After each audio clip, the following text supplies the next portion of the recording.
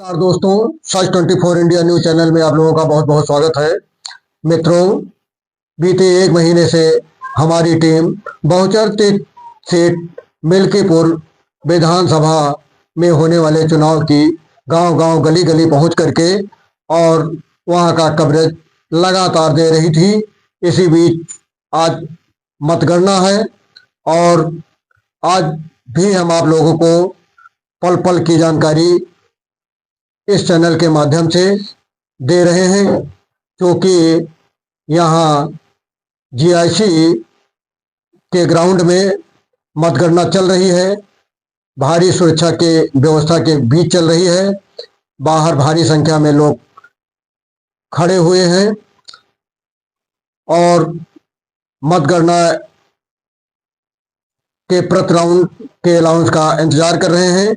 इस बीच जो हमें सूचना मिली है, यहाँ पर पहले राउंड में 14 ईवीएम मशीन की गणना हुई, जिसमें 3,995 मतों से बीजेपी आगे निकल गई। दूसरे राउंड की गिनती में लगातार उसने बनाए रखा और 6,500 वोटों से बीजेपी सपा से आगे रही। इसी तरह तीसरे राउंड की गिनती भी पूरी हुई, जिसमें 10,177 वोटों से बीजेपी आगे रही।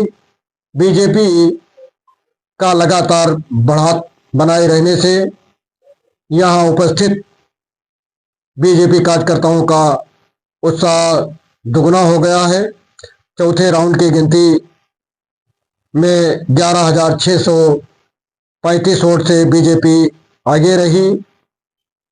इसी तरह पांचवें राउंड में 14,220,